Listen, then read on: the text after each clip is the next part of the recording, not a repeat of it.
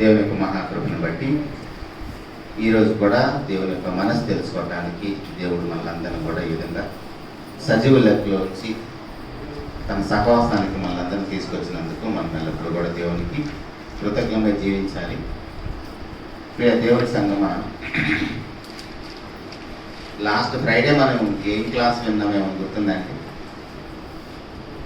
పోయిన వారం వచ్చిన వాళ్ళు పోయిన వారం మనం ఏం విన్నాం గుర్తుందా? అంతకుముందు వారం కానీ పోయిన వారం మనము పాపం అంటే ఏంటో విన్నాము. అంతకుముందు వారమేమో ప్రభువైన యేసుక్రీస్తు వారిలో పరిశుద్ధపరచబడటం అంటే ఏంటో విన్నాము. పోయిన వారమేమో పాపం అంటే ఏంటో విన్నాము. దానికంటే ముందు వారంలో ప్రభువైన యేసుక్రీస్తు వారిలో మనం పరిశుద్ధపరచబడటం అంటే ఏంటో విన్నాము. ప్రభువైన యేసుక్రీస్తు వారిలో పరిశుద్ధపరచబడిన మనము కొరింథీయులకు రాసిన మొదటి పత్రిక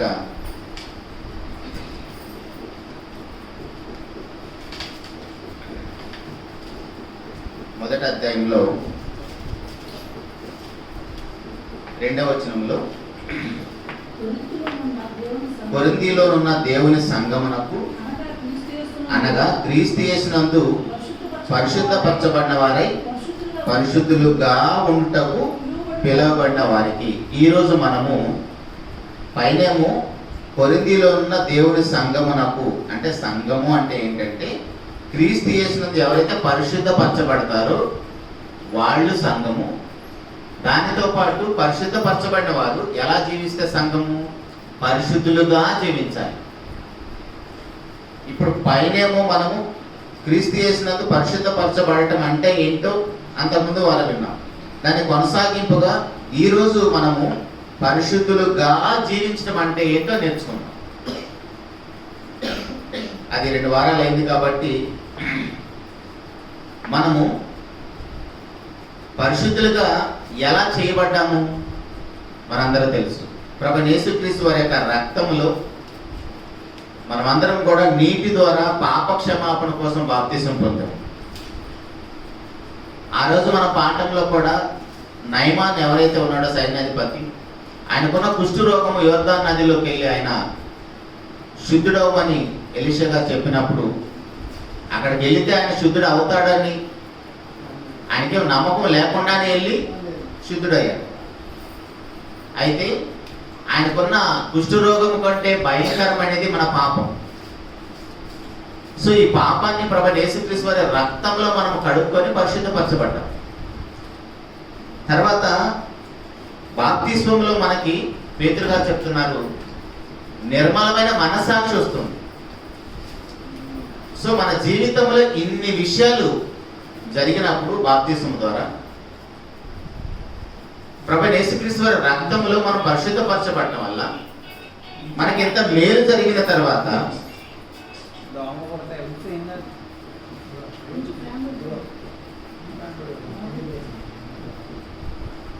ప్రభువైన యేసుక్రీస్తు వారి యొక్క రక్తంలో కడగబడిన తర్వాత మనకు అందరూ కూడా పాప క్షమాపణ జరిగింది. పౌలు గారితో కూడా అన్నయ్య గారు మాట్లాడిన మాట కూడా మనం విన్నాం. నువ్వు తడువు చేయట ఎందుకు, లేచి బాప్తిసం పొంది నీ పాపములు కడిగి వేసుకోమని చెప్పాడు. ఈ విషయాలన్నీ కూడా మనము మొదటి భాగంలో విన్నాం. ఇప్పుడు అలా పరిశుద్ధపరచబడిన మనము ప్రభువైన యేసుక్రీస్తు వారి యొక్క రక్తంలో ఇప్పుడు మనం చేయాల్సింది ఏంటి? అది దేవుని కార్యం, అది దేవుడు చేశాడు. మనం పరిశుద్ధపరచబడటానికి మన వంతుగా మనం ఏమైనా చేశామా? ఏమీ చేయలేదు. దేవుని యొక్క మహాకృప చేతనే ఉచితంగానే పొందాం.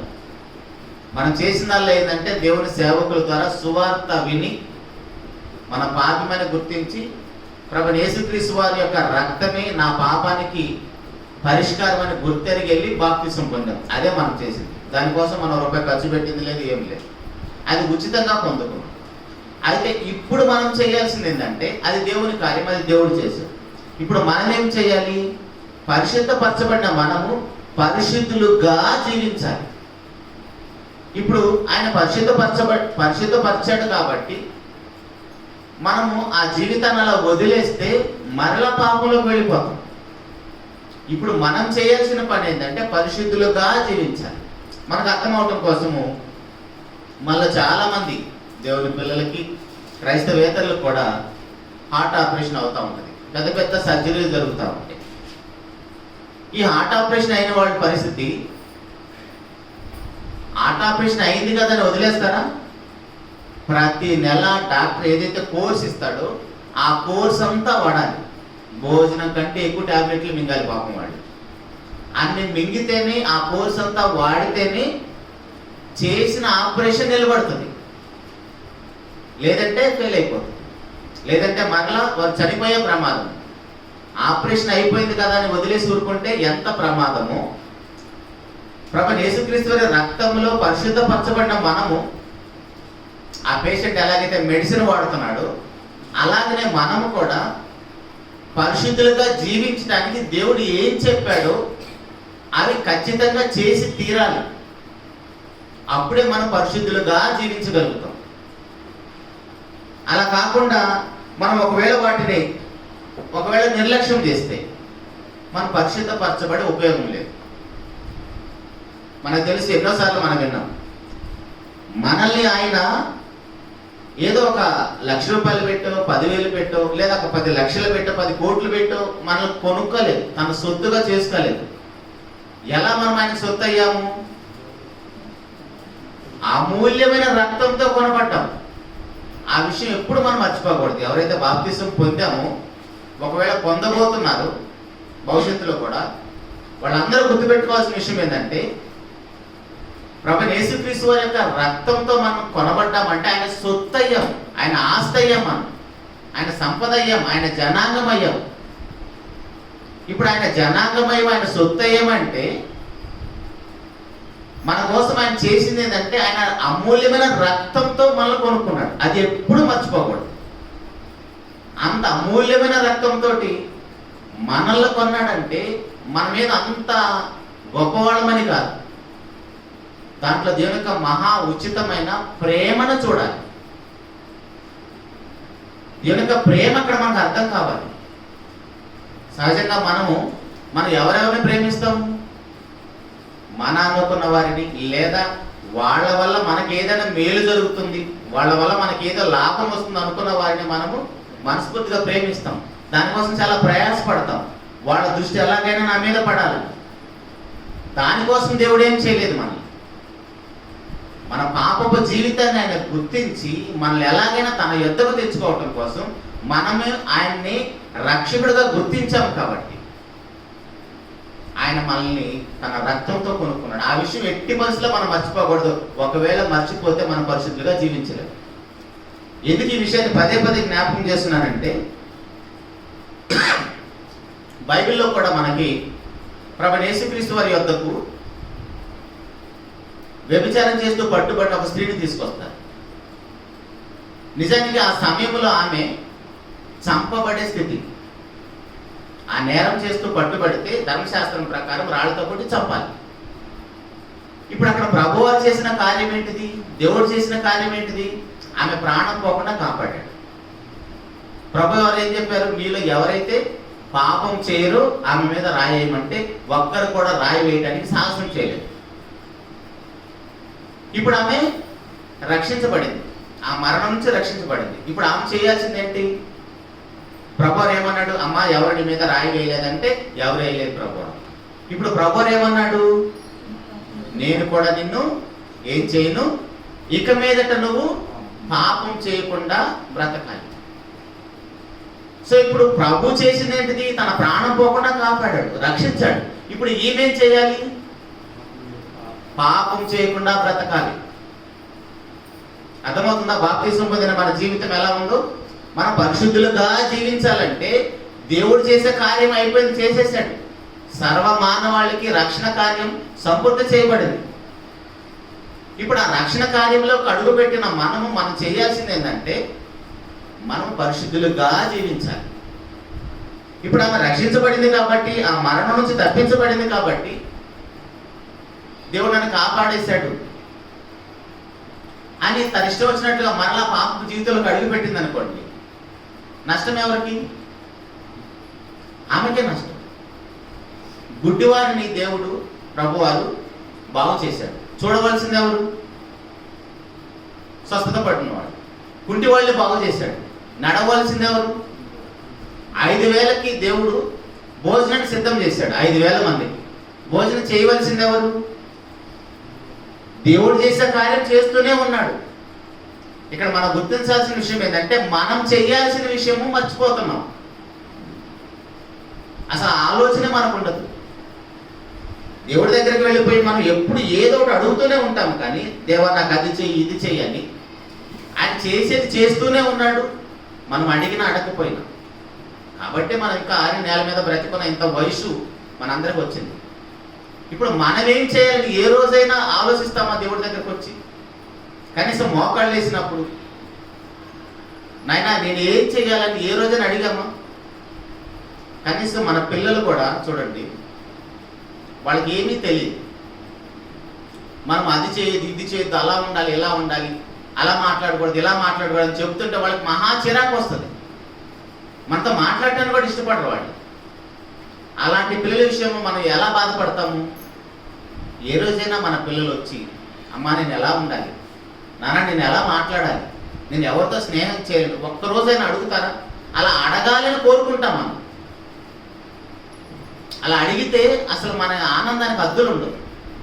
ఎందుకంటే మనం చెప్తేనే వినని పిల్లలు వాళ్ళే అంతటా వాళ్ళే వచ్చేసి నేను ఎలా బ్రతకాలి, నేను ఎలా మాట్లాడాలి, ఎవరితో ఎలా ఉండాలి, ఎవరితో స్నేహం చేయాలి, ఏం చదవాలి, నా భవిష్యత్తుని ఎలా నేను డిసైడ్ చేసుకోవాలని వాళ్ళు వచ్చి మనల్ని అడిగినప్పుడు మనం ఎంత ప్రయాసపడతాం, వాళ్ళ గురించి ఎంత ఆనందపడతాం.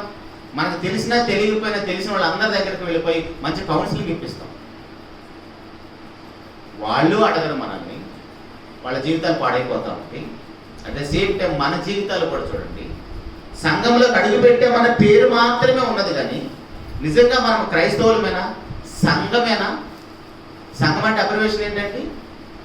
పాప క్షమాపణ కోసం ప్రభువైన యేసుక్రీస్తు వారి రక్తంలో పరిశుద్ధపరచబడాలి. పరిశుద్ధపరచబట్ట మాత్రమే కాదు, వాళ్ళు పరిశుద్ధులుగా జీవించాలి. ఈ 2 లక్షణాలు ఉన్న వాళ్ళే సంఘం.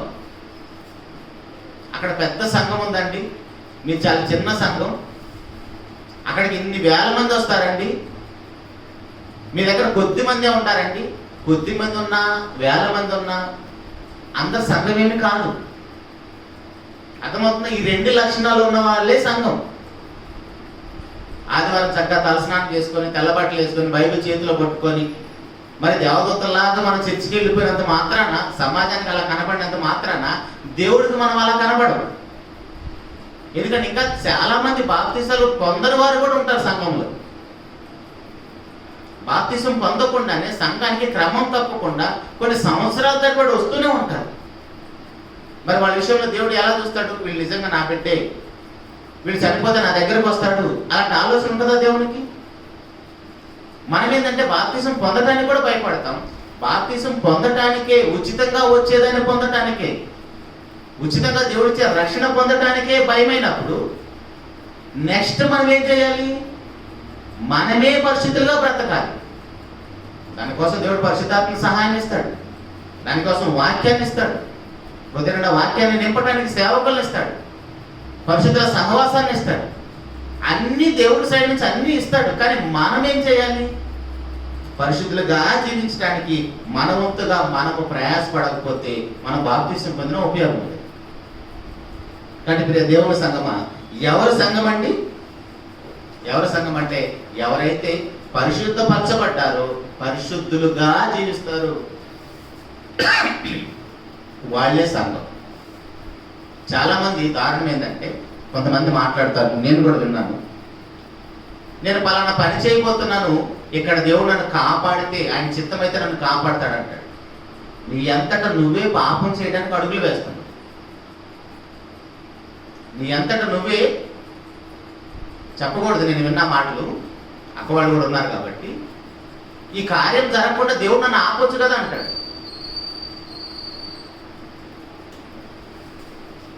ప్లేట్లోకి అన్నం వచ్చింది, ఎవరైనా కలిపి ముద్దలు పెడుతున్నారా? మనమే ఆవురవరమంటే తింటాం, దేవుడు వచ్చి కలిపి పెట్టాడా? మరి పాపం చేయడానికి వెళ్ళే విషయంలో కూడా దేవుడి చిత్తమైతే నన్ను ఆపొచ్చు కదా అని దేవుడి మీద నేరం అవుతున్నామేంటి? అంటే మనుషులు ఎలా ఆలోచిస్తారంటే ఆయన ఏమో చూడలే, ఆయన ఏం పట్టించుకోడలే, మనం ఏం మాట్లాడినా నడిచిపోతుంది అనుకుంటున్నారు. చాలా ప్రమాదం అది. అది ఎంత పెద్ద ప్రమాదం మనం పాపం అనే మెసేజ్లో విన్నాం. దేవుని మాట మేరటం అంటే ఆకాశం అంత పెద్దదని చూసాం మనం. ఇప్పుడు మనం పాపం చేస్తున్నప్పుడు కూడా దేవుడు మనల్ని ఆపాలి అంటే ఆపడు. ఆపితే ఫస్ట్ ఎవరిని ఆపాలి? మన ఆది తల్లినే ఆపాలి. ఆది తల్లినే ఆపితే మళ్ళీ అందరిని కూడా ఆపుతాడు. ఇప్పుడు ఆమెనే ఆపలేదు, మన తండ్రినే ఆపలేదు, మనల్ని ఎందుకు ఆపుతాడు? ఒకవేళ ఆపితే ఆగుతామా? మన పిల్లల చేతుల నుంచి ఫోన్ లాగేసుకుంటాం. మనం నిద్రపోయిన తర్వాత కూడా లేచి వాళ్ళు ఫోన్ చూస్తున్నారు. ఇప్పుడు ఆ ఎడిట్ నుంచి వాళ్ళు బయటపడేయాలంటే మనం ప్రతిసారి కొట్టి ఫోన్ లాక్కోవటం వల్ల వాళ్ళకి మన మీద ద్వేషం పెరుగుతుంది తప్ప దాని నుంచి వాళ్ళు బయటపడరు. మరి ఇప్పుడు అలాగనే పాపం చేస్తున్నప్పుడు ప్రతిసారి దేవుడు మళ్ళీ ఆపడు. ఇక్కడ నేను వాక్యం చెబుతున్నప్పుడు ఎంత స్వేచ్ఛగా వాక్యం చెప్పడానికి దేవుడు అవకాశం ఇచ్చాడో, అలాగే నేను పాపం చేస్తున్నప్పుడు కూడా దేవుడు నిన్ను ఏం ఆపడు. నీకు తెలియాలి ఇది ప్రమాదం అని. మనకు అర్థమవటం కోసం పాపం అంటే చాలా రుచిగా ఉంటుంది, పాపం అంటే చాలా ఆనందంగా ఉంటుంది, పాపం అంటే చాలా సంతోషం కూడా. మరి దాంట్లోంచి బయటపడటానికి ఎవరికైనా ఇష్టం ఉంటుందా? తేనె ఎలా ఉంటుందో మనందరూ తెలుసు. ఎవరైనా వెళ్ళిపోతుంది వదిలేసారు. తేనె అంటే ఎలా ఉంటుందో మనందరూ తెలుసు, చాలా టేస్ట్ ఉంటుంది. తేనెలో పడ్డ ఈగను చూడండి ఒకసారి, పాపం ఆ స్మెల్కి వచ్చి టేస్ట్ చేసింది, బయట పడుతుందా? కొట్టుకొని రెక్కలు కూడా ఊడిపోతాయి. చూడండి ఒకసారి మన ఇంట్లో తేనె అంటే ఓపెన్ చేసి పెట్టండి. తేనెలో పడ్డది ఏది బయటకు రాలేదు, పాపములో పడ్డ ఎవరు బయటకు రాలేదు. అంతకంటే తేనె కంటే బాగుంటుంది పాపం అంటే. పిల్లల దగ్గర నుంచి సెల్ ఫోన్ ఎలాగైతే తీయలేకపోతున్నాము, మనుషుల్లో నుంచి పాపాన్ని తీసివేయడం కూడా అంతకంటే కష్టం. మరి వీటన్నిటి విషయంలో పరిష్కారము ప్రభువైన యేసుక్రీస్తు వారి రక్తంలో వచ్చింది. అర్థమవుతుందా? అదే పేతురు గారు చెప్పారు, నిర్మలమైన మనస్సాక్షి వస్తుంది. ఏ పాపమైతే, ఏ మనస్సాక్షి అయితే మన మీద దోషారోపణ చేస్తుందో, నువ్వు పాపివని మనం చేస్తున్న తప్పుడు ఆలోచనలు, తప్పుడు నడవడిక, మొత్తం తప్పుడు చూపులు ఏవైతే ఉన్నాయో వాటన్నిటి విషయంలో తల్లిదండ్రులు, పోలీసు వారు, న్యాయస్థానాలు ఏమీ మనల్ని నిందించవు. మన వెంటుండి ప్రతిసారి నువ్వు అది చేయదు ఇచ్చేదని చెప్పరు. కానీ మన అంతరంగం ముందు చూసావా, అంతరంగం పదే మళ్ళీ గుచ్చుతూనే ఉంటుంది, దోషారోపణ చేస్తూనే ఉంది. ఆ దోషారోపణ నుంచి బయటపడేసేదే బాప్తిసం. ఆ దోషారోపణ నుంచి బయటపడేసేదే పరిశుద్ధత. ఇప్పుడు ఆ బాప్తిసం పొందిన మనం పరిశుద్ధపరచబడిన తర్వాత మన మనస్సాక్షి మన మీద అలాంటి నేరారోపణ చేయదు. ఇంకా అర్థమవుతుందా? బాప్తిసం పొందడం అంటే మరలా అది మన మీద ఏది దోషారోపణ చేయదు. అసలు ఇన్ని విషయాలు ఉన్నప్పుడు మనకు ఒక డౌట్ రావాలి, నిజంగా వాక్యం అర్థమవుతుంటే, అసలు ఎందుకు ప్రభు నేను పరిశుద్ధులుగా బ్రతకాలి, ఎందుకు నన్ను పరిశుద్ధంగా బ్రతకమంటున్నావు? ఎందుకంటే మనల్ని పిలిచిన ఆయన ఎవరు? యెషయా గ్రంథం 6వ అధ్యాయం 3వ వచనం మనందరికీ తెలిసిన మాట, బాగా సుపరిచితమైన మాట. వారు సైన్యములకు అధిపతికి యెహోవా పరిశుద్ధుడు పరిశుద్ధుడు పరిశుద్ధుడు అని సర్వలోకము ఆయన మహిమతో నిండి ఉన్నదని గొప్ప స్వరముతో గాన ప్రతిగానాలు చేస్తున్నారు. ఆయన చెబుతున్నాడు, ఆయన పరిశుద్ధుడు కాబట్టి మనం కూడా పరిశుద్ధులుగా ఉండాలి అని పిలుస్తున్నాడు. పోయినసారి కూడా మనం విన్నాం, పేరెంట్స్గా మనం చేయాల్సిన ప్రతి నీచ కార్యాలు చేసేసి మన పిల్లల్ని పరిశుద్ధులుగా పెంచాలి, గొప్పవారిని చేయాలనుకోవటం అవివేకం అవుతుంది. ఒకవేళ మనం తెలిసి తెలియక ఎంగేజ్లో ఉన్నప్పుడు చేసినా సరే ప్రభు పాదాల మీద పడి పశ్చాత్తాపడి మన పవిత్రమైన జీవితం, పరిశుద్ధమైన జీవితం మన పిల్లలకు పాఠాలుగా కనబడాలి. మన పిల్లలకి పాఠాలుగా మన జీవితం కనబడనంత కాలం రాసి పెట్టుకోవచ్చు, మన పిల్లలు పెద్ద అయిన తర్వాత మనకంటే బ్రష్లు అయిపోతారని. మన పిల్లలకే మనము మన కుటుంబంలో యజమానురాలుగా మనమే మార్గదర్శులుగా లేకపోతే మన పేరెంట్ చేసే ఉపయోగం ఏంటి? దేవునికి నీకు గర్భఫలం నుంచి దేవుడు ఉపయోగం ఏంటి? నీకు ఇచ్చిన గర్భఫలాన్ని దేవుని కోసం ఉన్నతంగా పెంచుతావనే దేవుడు మనకి ఇచ్చాడు. లోకంలో ఎంతో మంది దేవుళ్ళు దేవతలు అనబడిన వారు ఉండొచ్చు. వాళ్ళందరిలో నుంచి బైబిల్ దేవుని యొక్క ప్రత్యేకత ఏంటిది? పరిశుద్ధత. నీ యొక్క పరిశుద్ధతను బట్టి నువ్వు మహనీయుడివి. హబక్కూ గ్రంథంలో చూసాం కదా 1:13 ఆయన కన్ను దృష్టి అంట దుష్టత్వాన్ని చూడలేదంట. ఆయన కన్ను దృష్టి దుష్టత్వాన్ని చూడలేదంత నిష్కల్మషమైనది. ఆ దేవుడు చెప్తున్నాడు, నేను పరిశుద్ధుడు కాబట్టి మీరు కూడా పరిశుద్ధులుగా ఉండాలి. అర్థమవుతుందా? ఆ పరిశుద్ధత అనేది ఎంత గంభీరంగా ఉన్నదో. మనం చనిపోయిన తర్వాత దేవునితోటి మనం ముఖాముఖిగా కలుసుకోవాలంటే మనకు కావాల్సింది ఏంటిది? పరిశుద్ధతే. పరిశుద్ధత లేకుండా ఎవరు కూడా దేవుడిని చూడలేరు. ఎందుకంటే ఆయన పరిశుద్ధుడు. ఆయన పరిశుద్ధుడు కాబట్టి ఆయన సన్నిధికి వెళుతున్న మనం ఎట్టి పరిస్థితుల్లో పరిశుద్ధిగా ఉంటే తప్ప మనము ఆయన ముఖాముఖిని దర్శించగలం. అయితే లోకంలో మనం ఎన్నో సంపాదించుకుంటాం కదా. ఇప్పుడు మనకు ఒక 1000 రూపాయలు సంపాదించాలంటే ఉదయం నుంచి సాయంత్రం వరకు మనం ఏదో ఒక డ్యూటీ చేస్తే తప్ప మనకి 1000 రూపాయలు అనేది రావు. అట్లాంటిది మరి పరిశుద్ధత ఎలా వస్తుంది? ఆల్రెడీ ఆయన మనల్ని పరిశుద్ధపరిచేశాడు. ఇప్పుడు ఆ పరిశుద్ధ జీవితాన్ని మనం ఎలా కొనసాగించాలంటే ఒక మాట చూద్దాము. ఎఫెసీయులకు రాసిన పత్రిక 5వ అధ్యాయము, జాగ్రత్తగా విందామండి. ఎఫెసీయులకు రాసిన పత్రిక 5వ అధ్యాయము 3వ వచనంలో, మీలో జారత్వమే కానీ ఏ విధమైన అపవిత్రతయే కానీ లోపత్వమే కానీ వీటి పేరును ఎత్తకూడదు. ఇదే పరిశుద్ధులకు తగినది. ఏంటండి? ఇటు పేరు కూడా ఎత్తకూడదా? దేని గురించి? జారత్వము, లోభత్వము. ఏ విధమైన అపవిత్రత. మనుషులందరికీ ఎన్ని అపవిత్రతలు ఉంటాయి, ఎన్ని పాపాలు ఉంటాయి, వాటన్నింటినీ కలిపి ఏ విధమైన అపవిత్రత అయినా కావచ్చు.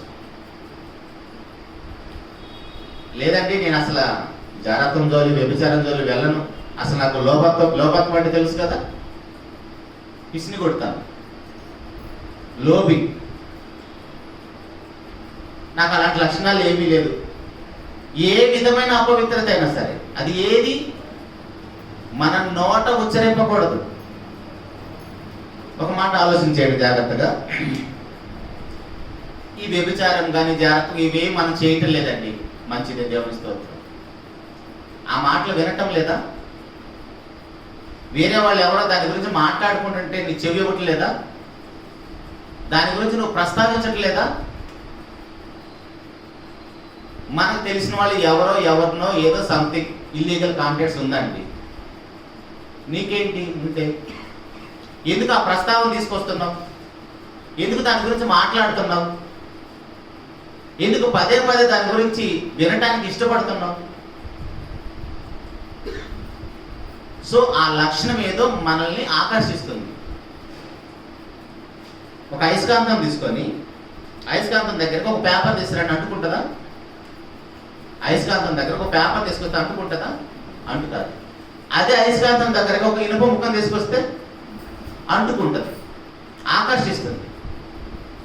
ఇప్పుడు ఆ చెడు ఏదైతే ఉందో దానికి నువ్వు చెవిలిస్తున్నావంటే, దానికి నీ కళ్ళు ఇస్తున్నావంటే, దానికి నువ్వు ఆకర్షింపబడుతున్నావంటే ఆ గుణం ఏదో నీలో ఉంది. ఇంకా అర్థమవుతుందా? మన ఇంట్లో పెద్ద దెయ్యం ఉంది కదా, ఏంటది? టీవీ. మన చేతిలో ఇంకా పెద్దది సెల్ ఫోన్ ఉంది. టీవీ కంటే పెద్ద ప్రమాదం ఇది. ఇప్పుడు దాంట్లో వస్తున్న ఆ డబుల్ మీనింగ్ డైలాగులు కానీ, ఆ చెత్త చెత్త పాటలు కానీ వాటన్నిటికీ మనము ఎంజాయ్ చేస్తున్నామంటే, సెల్ ఫోన్ విడిచిపెట్టలేకపోతున్నామంటే, ఏళ్ళ పుట్టిందాకా రీల్స్ స్క్రోల్ చేస్తున్నామంటే ఆ లక్షణం ఏదో మనలో ఉంది. అందుకే ఆనందపడుతున్నాం మనం. అంతసేపు బైబిల్ చదువుతామా? అంతసేపు దేవుని పాటలు పాడతామా? అంతసేపు వాక్యం వింటావా? అరగంట కంటే ఎక్కువ వాక్యం వద్దు. ఎందుకు? 2.5 గంటలు నాన్ స్టాప్గా లేకుండా సినిమా చూస్తాం. ఆ లక్షణం మనలో ఉంది, దాన్ని ఆకర్షించుకునే లక్షణం మనలో ఉంది. అయస్కాంతం ఎలాగైతే ఇనుప మొక్కను ఆకర్షిస్తుందో అలాగనే ఆ టీవీల్లో కానీ సెల్ ఫోన్లో కానీ ఏదైనా కావచ్చు, మనం చూస్తున్నది ప్రతిరోజు వింటున్నది, ఆ లక్షణం మనలో ఉంది కాబట్టి దాన్ని ఆకర్షిస్తున్నాం, దానికి ఆనందపడుతున్నాం. అది చాలా రుచిగా ఉంటుంది. అది మన నోట ఉచ్చరింపనే కూడదు, అది పరిశుద్ధులకు తగదు అంటారు. అర్థమవుతుందండి? ఇంకా ఏమంటున్నాడు 4వ వచనంలో? కృతజ్ఞత వచనమే మీరు ఉచ్చరింపవలను కానీ మీరు బూతులను, పోకిరి మాటలను, సరసోక్తులను ఉచ్చరింపకూడదు, ఇవి మీకు తగవు. ఇప్పుడు ఎవడో పోకిరి మాటలు మాట్లాడుతుంటే నువ్వు నవ్వుతున్నావేంటి? పోనీ నువ్వు మాట్లాడితే ఒక వేస్ట్ ఫెలో, ఒక పనికి మాలినవాడు, నువ్వు మాట్లాడిన దానికి వాడు నవ్వుతున్నాడంటే వాడు ఆనందపడేదేదో నువ్వు మాట్లాడుతున్నావు, వాడికి నచ్చేదేదో నువ్వు మాట్లాడుతున్నావు. సో మీ ఇద్దరి స్వభావం ఒకటే. నువ్వెలా పరిశుద్ధుడివి? మన నోట బూతులను, సరసోక్తులను కూడా రాకూడదంట. లేదండి ఈమె నా మరదలు, వీడు నా బామర్ది అయితే కావచ్చు. నువ్వు పరిశుద్ధంగా జీవించాలంటే నీ నోట సరసోక్తులు రాకూడదు. నేనేం తప్పు చేయట్లేదంటే నీ నోట ఉచ్చరింపకూడదు నువ్వు పరిశుద్ధుడు అయితే. ఎందుకంటే నీ దేవుడు పరిశుద్ధుడు. వేల్పుల్లో నీ వంటి వాడు లేడు. దేనిని బట్టి? వేల్పులు అంటే ఇంటి విలవేల్పు అని ఉంటారు. ఇంటికి ఒక దేవత ఉంటుంది, ఊరికి ఒక దేవత ఉంటుంది, వీధికి ఒక దేవత ఉంటుంది. ఇలాంటి వాళ్ళు ఎంతమంది ఉన్నా వాళ్ళందరిలో నుంచి బైబిల్ యొక్క ప్రత్యేకత ఏంటంటే పరిశుద్ధత. ఇప్పుడు లోకంలో ఎంతమంది ఉన్నా సరే వాళ్ళందరిలో నుంచి నువ్వు ప్రత్యేకించబడ్డావంటే గుర్తేంటి? పరిశుద్ధతే.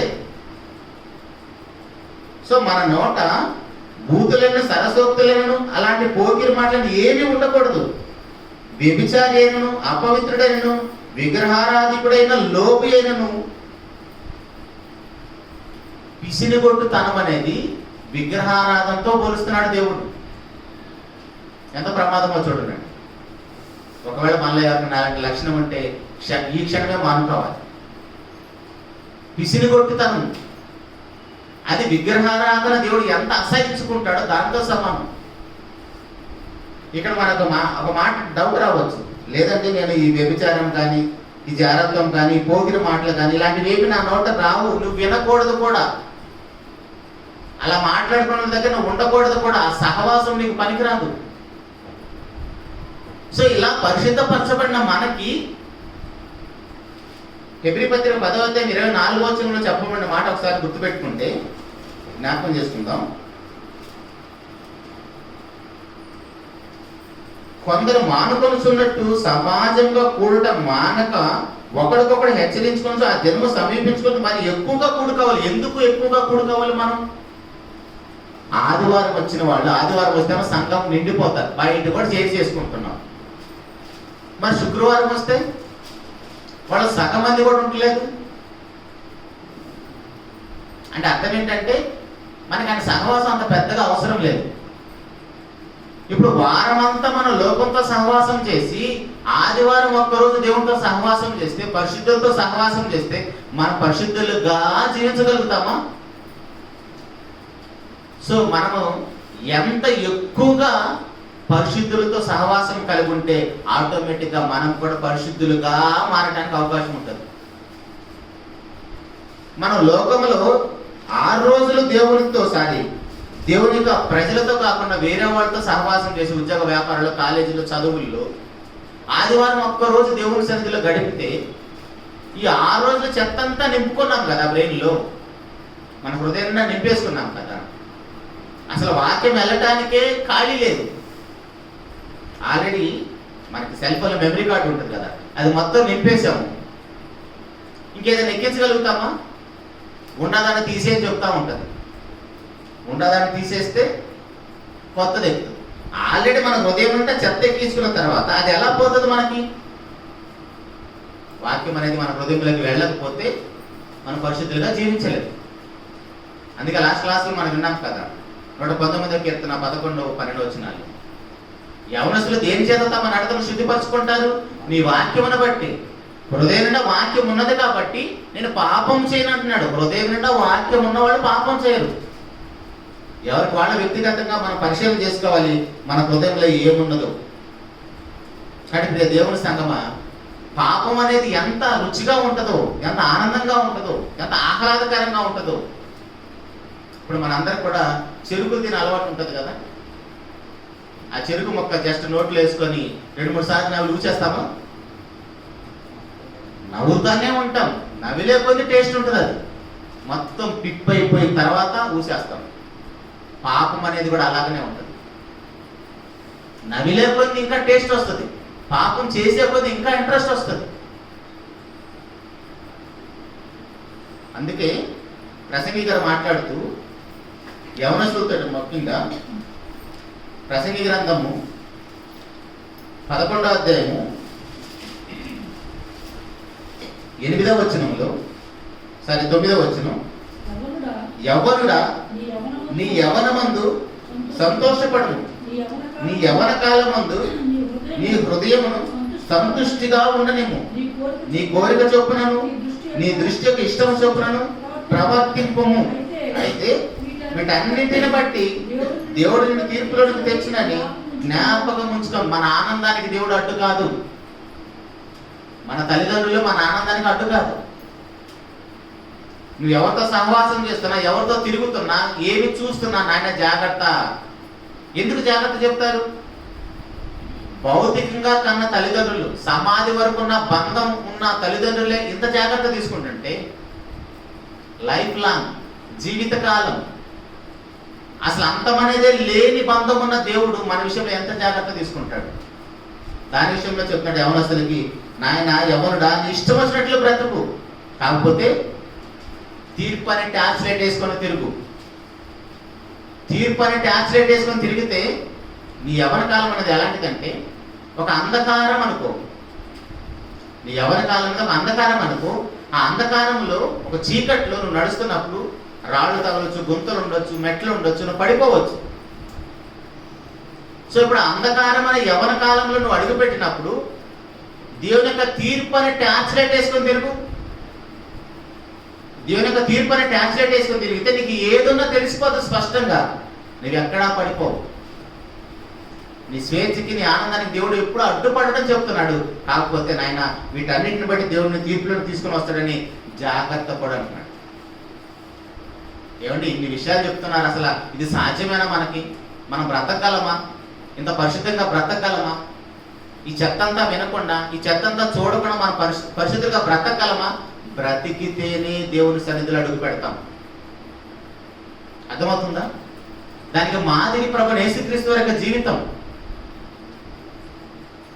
ప్రభువైన యేసుక్రీస్తు వారిని కేవలం దేవుడిగా మాత్రమే చూడొద్దు, 100% నరుడుగా కూడా చూడాలి. 100% నరుడుగా చూస్తేనే మన పాప క్షమాపణ కోసం ఆయన రక్తం చిందించిన దానికి పరిష్కారం. ఆయన నువ్వు దేవుడుగానే చూసావనుకో నీకు పాప క్షమాపణ లేదు. ఎందుకంటే దేవుడు ఏం పాపం చేస్తాడని అనుకుంటాం. ప్రభువైన యేసుక్రీస్తు వారు 30 సంవత్సరాల వయసులో ఉన్నప్పుడు అప్పటికే ఆల్రెడీ ధర్మశాస్త్రం ఉంది, ఎంతో మంది మేధావులు ఉన్నారు. అందరు చెప్పే మాట ఏం మాట? మీరు వ్యభిచారం చేయొద్దు అని చెప్పారు అందరూ. కానీ 30 సంవత్సరాల వయసులో ఉన్న ఒక యవనస్తుడు ఆయన వచ్చి మాట్లాడిన మాట చూడండి. 5వ అధ్యాయం 27వ వచనంలో మత్తయి సువార్తలో ప్రపంచం ఉలిక్కిపడిన మాట నాకు. మత్తయి సువార్త 5వ అధ్యాయం 27వ వచనంలో వ్యభిచారం చేయవద్దని చెప్పబడిన మాట మీరు విన్నారు కదా, నేను మీతో చెప్పుకున్నది ఏమనగా. ఏంటి నువ్వు చెప్పేది? నీ వయసు ఎంత? నీ అనుభవం ఎంత? ఆల్రెడీ మీకు చెప్పబడిన మాట ఉంది. ఏంటి? ధర్మశాస్త్రంలో ఉంది. ధర్మశాస్త్రంలో ఏమని ఉంది? వ్యభిచారం చేయకూడదని ఉంది. ఏమంటే వ్యభిచారం చేయకూడదు అది బైబిల్లో చూసే నేర్చుకోవాలా? మనకు తెలీదా? మనకున్న నైతిక విలువ మనకు తెలీదా అది చేయకూడదని?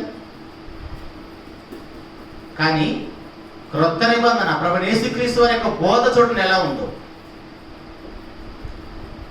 మోహపు చూపే వ్యభిచారం. ఇందాక మనం విన్నాం కదా, ఎవరితోనో ఇల్లీగల్ కాంటాక్ట్స్ ఉన్నాయి. వాళ్ళు శారీరకంగా తప్పు చేసి పాపం చేసి ఎంజాయ్ చేస్తున్నారు. నువ్వు ఆ మాటలకి ఎంజాయ్ చేస్తున్నావు. మానసికంగా వ్యభిచారం చేస్తున్నాం మనం. అది వినటం నీకు ఇష్టమైతే. అర్థమవుతుందా? పరిశుద్ధులుగా జీవించడం అంటే దేవుడు చేయాల్సిన కార్యం చేసేసాడు. ఇప్పుడు మన దగ్గర ఉంది, బాలు మన కోట్లో ఉంది. మనం ఎంత పరిశుద్ధులుగా బ్రతకాలో చూడండి. వ్యభిచారం చేస్తున్న స్త్రీని పట్టుకొచ్చినప్పుడు మీలో పాపం చెయ్యని వాడు ఎవడో రాయేయమంటే ఎంతమంది వచ్చి ఉంటారు? ఎంతమంది ఎన్ని పాపాలు చేసేవాళ్ళు ఉండుంటారు? అందరూ ఒకే పాపం చేయరు కదా. ఇక్కడ ప్రస్తావన మనకు వ్యభిచారం గురించి జాగ్రత్త ముందుకు వస్తుంది కాబట్టి దాని గురించే మాట్లాడుతున్నాను. వ్యక్తిగతంగా మన యొక్క జీవితాల్లో మనం ఎన్ని పాపాలు చేస్తుంటాం, ఎన్ని తప్పుడు ఆలోచనలు, ఎన్ని తప్పుడు చూపులు, ఎంత తప్పుడు నడవడిక, బంధుత్వాల మధ్య రిలేషన్ ఉండదు, భార్య భర్తను గౌరవించదు, భర్త భార్యను ప్రేమించదు, తల్లిదండ్రులు పిల్లలను ప్రేమించరు, పిల్లలు తల్లిదండ్రులు గౌరవించరు. ఇవన్నీ కూడా పాపాలే. మీలో పాపం చేయని వాడు రాయి వేయమంటే అందరూ వెళ్ళిపోయారు. అందరూ ఒకే పాపం చేసేవాళ్ళు కాదు కదా, ఒకే గ్రూప్ కాదు కదా, వాళ్ళందరూ కూడా పాపులే. సో ఇప్పుడు అలాంటి వాళ్ళందరికీ వచ్చిన పరిష్కారం ప్రభు యొక్క రక్తంలో ఆమె మీద రాయేయకుండా కాపాడిన ఆ రాళ్లన్నీ ప్రభు సిలువలో ఆయన మీద పడ్డాయి. అర్థమవుతుందా? అమ్మ అక్కడ ఆ స్త్రీని కాపాడాడు దేవుడు అని చాలా ఆనందపడ్డ మంచిదే. ఎన్ని రాళ్ళైతే ఎత్తుకొని వచ్చారో ఆ రాళ్ళన్నీ ప్రభు మీద పడ్డాయి సిలువలో. ప్రతి మనిషిని పాపభారం ఆయన మోసాడు. ఎబ్రీ పత్రిక 2:9 మన స్థానంలో మరణించాడు ఆయన. ఆ పాపానికి మనం కదా మరణించాలి. ఆ స్థానంలో మన స్థానంలో మరణించాడు ఆయన. ఇప్పుడు మన మీద పడకుండా కూడా దేవుడు ఆ శిక్ష మన మీద పడకుండా కూడా ఎన్ని ఆపాడో అవన్నీ కూడా సిలువలో ఆయన మీద పడ్డాయి. కాబట్టి ప్రియ దేవుని సంగమా, పరిశుద్ధులుగా జీవించడం అంటే ఎంత కష్టమో చూడండి. అట్టని మనల్ని ఒంటరిగా వదిలేయలేదు. బాప్తిసం పొందిన మనకి, పరిశుద్ధపరచబడ్డ మనకి దేవుడు సహాయం ఎవరినిచ్చాడండి? సృష్టికర్త అయిన పరిశుద్ధాత్మ దేవుడే మనకిచ్చాడు. మన హృదయంలోకి పంపించాడు. మనకు ప్రార్థన చేయడం రాదు, బైబిల్ చదవటం రాదు, దేవుని ఎలా గణపరచాలో మనకు తెలియదు, దేవుని ఎలా ఆరాధించాలో మనకు తెలియదు. ఇవన్నీ ఎవరు నేర్పుతారు మనకి? పరిశుద్ధాత్మ దేవుడు మన హృదయంలోకి అడుగు పెడితే అవన్నీ మనకు వచ్చేస్తాయి. కానీ ప్రియ దేవుని సంగమా, ముగించుకుందాము. అయితే ఇక్కడ మనము ఇందాక మనం మాట్లాడుకున్నట్టుగా దేవుని సన్నిధిలో మనం అడిగి పెట్టినప్పుడు ఆయన మనం చూసేది ఏంటంటే, పోయిన క్లాసులో మనం విన్నాం, దేవా నాకు ఇంత పెద్ద రోగం ఉంటే తీసేసావు, పర్వాలేదు నాయన తీసేసాను, నీ యొక్క పరిశుద్ధ జీవితం మీద అడుగుతాడు. దేవుడు మనకి ఎన్నో మేలు చేస్తాడు, ఎందుకంటే ఆయన దేవుడు మన తండ్రి కాబట్టి. ఇప్పుడు అదే దేవుడు మనల్ని అడిగేది ఏంటంటే, మనం చనిపోయిన తర్వాత మన పరిశుద్ధ జీవితాన్ని. ఎవరు పరిశుద్ధులు, ఎవరు దేవుని సన్నిధిలో అడుగు పెడతారో ఆ మాట చూసుకొని ముగించుకుందాం. ఇందాక మా చదువుకున్న ఎఫెసీయులకు రాసిన పత్రిక 4వ అధ్యాయము 11వ వచనంలో 11-12 వచనాలు కలిసి ఉంటే చూడండి.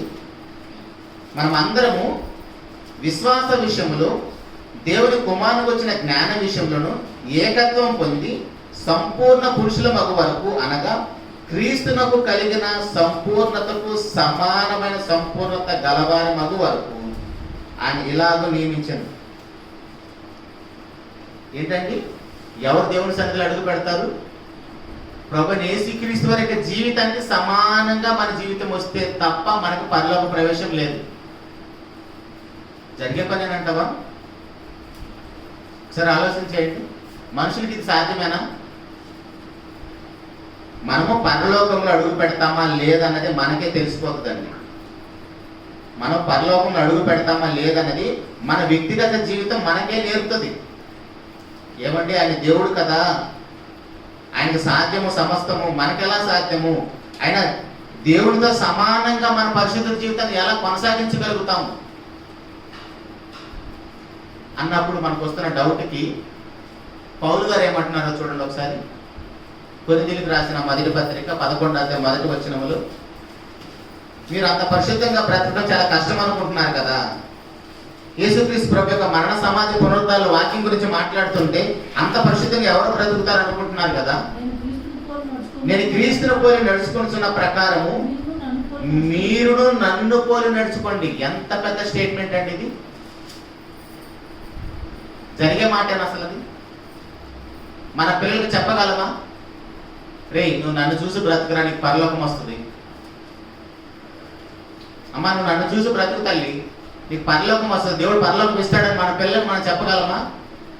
ఒక సేవకుడు ఇక్కడ నిలబడి మీరు నన్ను పోలి నడుచుకోండి, సంఘములో ఎవరికైతే బాప్తిస్మం ఇచ్చాడు సేవకుడు వీళ్ళందరితోటి మీరు నన్ను పోలి నడుచుకోండి, మీకు పరలోకం దేవుడు ఇస్తాడని చెప్పగలడా ఒక సేవకుడు? చెప్పలేనప్పుడు సేవకుడైన విశ్వాసులైన అందరూ ప్రమాదంలో ఉన్నారని గుర్తుపెట్టుకోవాలి. ఇక్కడ పౌలు గారు అదే చెప్తున్నాడు. మీరేదో యేసు ప్రభు వారిని చూసి ఆయన దేవుడు కదా, సో ఆయనలాగా ఎవరు బ్రతకాలని అనుకోవద్దు. అలా బ్రతకొచ్చని అపోస్తులందరూ చూపించారు. అపోస్తులైన పౌలు గారు అయితే సాహసించి కొరింథీ సంఘంతో మాట్లాడుతున్నారు, మీరు ఏదో యేసు ప్రభునే చూడాల్సిన అవసరం లేదు, నన్ను చూడండి, నన్ను చూస్తే ప్రభువుని చూసినట్టే.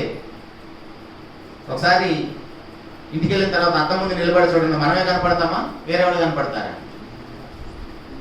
ఎన్నిసార్లు చూసినా మనమే కనపడతాం. అదే పౌలు గారు నిలబడితే అత్త ముందు ప్రభు కనపడతాడు అంటాడు.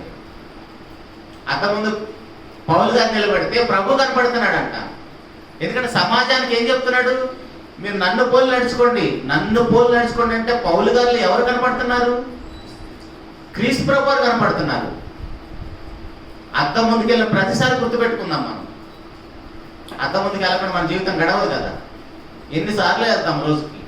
వెళ్ళిన ప్రతిసారి నేనే కనపడుతున్నాను. ఒకసారి ప్రశ్నించుకుందాం, మనకి మనమే ప్రశ్నించుకుందాం. ఎవరు వచ్చి అడగరు కదా. మనం అద్దం ముందుకు వెళ్ళిన ప్రతిసారి మన ఇంటి వాళ్ళందరూ మన వెనక్కి వచ్చి నిలబడతారా? ఎవరు రారు కదా. మనం పరిశుద్ధులుగా జీవించాలంటే ఖచ్చితంగా ఎలా బ్రతకాలో అర్థమవుతుంది కదా. మన జీవితము అయస్కాంతం దగ్గర తీసుకొచ్చిన పేపర్ లాగా ఉండాలి. అయస్కాంతం దగ్గర ఎలాగైతే పేపర్ అంటుకోకుండా ఉంటుందో అలా ఉండాలి మన జీవితం. పాపానికి అంత దూరంగా ఉండాలి. అలా కాకుండా అయస్కాంతం దగ్గర తీసుకొచ్చిన ఇనప ముక్కలాగా సడన్ గా అంటుకోకూడదు, అంత ఆకర్షించబడకూడదు పాపానికి. మనం అలా ఆకర్షించబడకూడదని దేవుడు మనకి పరిశుద్ధాత్మని సంచకరువుగా ఇచ్చాడు. పరిశుద్ధాత్ముడు లేకుండా మనం పరిశుద్ధులుగా జీవించలేము. మనం చనిపోయేంత కాలము చర్చికి వెళ్ళినా సరే బాప్తిసం పొందకపోతే పరలోక ప్రవేశం లేదు. యవనస్తులైనా సరే టీనేజ్లోకి వచ్చిన తర్వాత పాపం అంటే ఏంటో మీకు తెలుస్తుంది. మీరు ఏ విషయానికైతే ఆనందపడుతున్నాడో అది ప్రమాదం.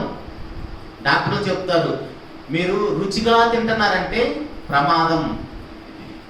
మీ నాలుక రుచికరమైన పదార్థాలను కోరుకుంటుందంటే మీ పొట్టకు ప్రమాదం, మీ ఆరోగ్యానికి ప్రమాదం అని చెప్తున్నారు. అలాగనే మనము పాపం విషయంలో దేనికైతే ఆనందపడుతున్నామో, దేనికైతే ఎంజాయ్మెంట్ ఉంటుందో, దేనికైతే సమయాన్ని వెచ్చిస్తున్నామో, దేనికైతే ధనాన్ని వెచ్చిస్తున్నామో, పాపం ప్రమాదం గుర్తెరగాలి మనం. కాబట్టి ప్రియ దేవుని సంగమా, దేవుని పిల్లగా మన నోట అవి ఉచ్చరింపనే కూడదు. ఏవవి?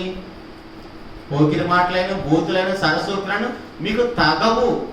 మనకు తగుతున్నాయంటే, మనం మాట్లాడుతున్నామంటే, వింటున్నామంటే ప్రమాదం. గుర్తుపెట్టుకుందాం, ప్రార్థన చేసుకుందాం. మహోన్నతుడా, జీవం కలిగిన మా తండ్రి, స్తోత్రం నాయన. ఇంతవరకు మమ్మల్ని అందరినీ ప్రేమించి మీ కృపలో భద్రపరిచి నిలిచిన రక్షణ భాగ్యం కాపాడుకోవటం ఎంత కష్టమో అయినా కూడా దాన్ని సాధించవచ్చని, దాన్ని కాపాడుకోవచ్చని, సంపాదించుకోవచ్చని మీరు మాకు అనుగ్రహించిన పరిశుద్ధాత్మ దేవుణ్ణి బట్టి మాకంటే ముందు తరాల్లో ఉన్న మీ భక్తులు వారి జీవితాల పాఠాలను బట్టి స్తోత్రం తండ్రి. చిన్న మందంగా చేరిన ఆయన గొప్ప మాటలు విన్నాము తండ్రి, విలువైన మాటలు విన్నాము తండ్రి, మా జీవితాన్ని మార్చే మాటలు విన్నాం, మమ్మల్ని పరలోకాన్ని చేర్చే మాటలు తండ్రి. ఆ మాటలు తండ్రి మా హృదయాల్లో భద్రం చేసుకుంటూ కృపను అనుగ్రహించండి తండ్రి. వాక్యంలో మీ బిడ్డలందరిని బట్టి స్తోత్రం తండ్రి. ఈ రోజు నుంచి తండ్రి వారు ఏది వింటున్నారు, ఏది చూస్తున్నారు, ఎక్కడికి నడుస్తున్నారు, అది ప్రమాదం అని గుర్తెరిగి తీర్పు అనే టార్చ్ లైట్ పట్టుకొని ప్రతి ఒక్కరూ తిరుగుటకు కృపను అనుగ్రహించండి తండ్రి. దేనికైతే మా చెవులు కానీ మా కళ్ళు కానీ మా హృదయం కానీ ఆనందపడుతున్నది ప్రమాదం అని గుర్తించటకు మా అందరి మనోనేతరాలు వెలిగించండి తండ్రి.